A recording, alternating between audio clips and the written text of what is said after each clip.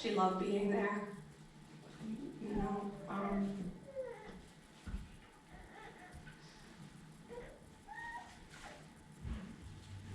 I didn't want to talk about the end of her life too much, but I did want to share one story. I was tucking her in one night. There was a lot to do at nighttime. A lot of pillows, a lot of things she had to reach. Bed had to be just right, pillows had to be just right, light had to be just right. Where's my remote control? Where's my iPad? Where's my phone? Everything had to be just right. And for some reason, everything was just right that night. And I was tucking her in, and I kissed her on the forehead. And I said, I love you, Mom. And she looked at me with a smile, and she said, I used to tuck you in at night, just like this. And I said, I know. And I told her again that I loved her. And she said, I love you more. And I said, I love you more. And she said, I love you more. So we played that game for a little while until she won. She suddenly said, I loved you first. I have it on my arm. I tattooed it on my arm after she passed away. She did love me first.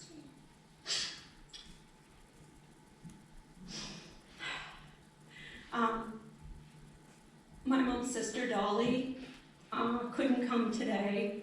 She's in California, and she and her husband all just moved out of a home they've been in for many, many years, and it just upheaved their whole life.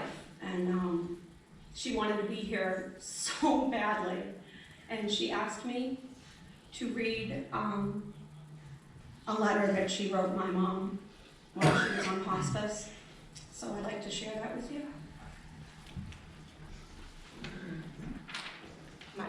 My lovely assistant.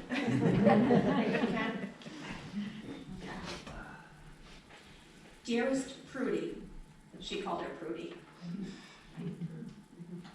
As you lie there in your comfortable home among your devoted family members, painting and creating every day despite the health challenges you bear, I want you to know how inspiring you are to me and how positively you have affected my life, especially those early, impressionable years when I was more on the shy, introverted side and in desperate need of guidance. You took me under your wing, protected me from people who didn't understand my irritating illness and my extreme shyness. You showed me the world outside the restrictive confines of 36 Linden Street.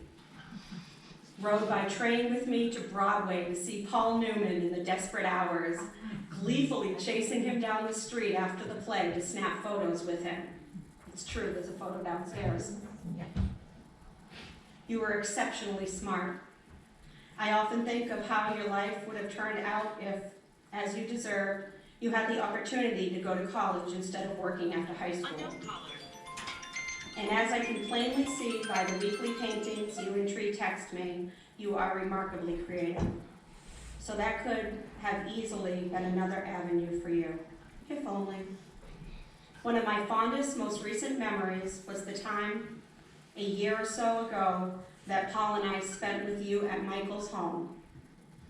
I had never seen you so animated as we danced through dozens of photos in the scrapbooks, recalling our days together at the USO and those handsome sailors, partying with friends at Revere Beach, kibitzing with neighbors like Barbara. Then there were the photos of your wedding. That was the day Paul, home from a weekend pass and still in his Army officer's uniform, got so jealous seeing me enjoying dances with old Somerville friends that he basically told me that night that we would be together forever. Soon after, he proposed. Paul and I will never forget the 70th birthday party we celebrated with you, George, and your family on the Cape. Particularly the Willie Nelson song, You Were Always on My Mind, that you and George rendered so beautifully in karaoke style, and the demonstrable affection your children and grandchildren unabashedly showered on you that day.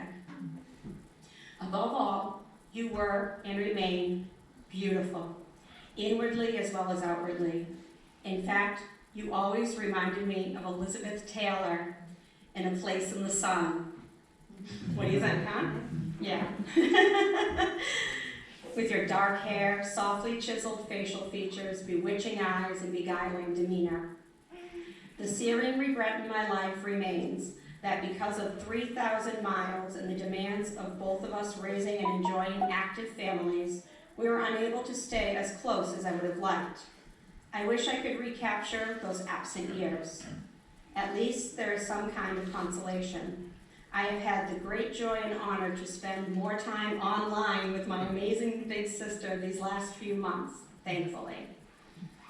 So as you read these heartfelt words, please know that deep in my heart is an unmatched feeling and gratefulness for you, for being there for me always in good and bad times, for sticking up for me, especially in my early tender years, for smiling through all your hardships and thus giving me the strength and inspiration to continue through my own ups and downs. I'm sure I was a brat sometimes in my early life, but you were kind and considerate enough not to make me aware.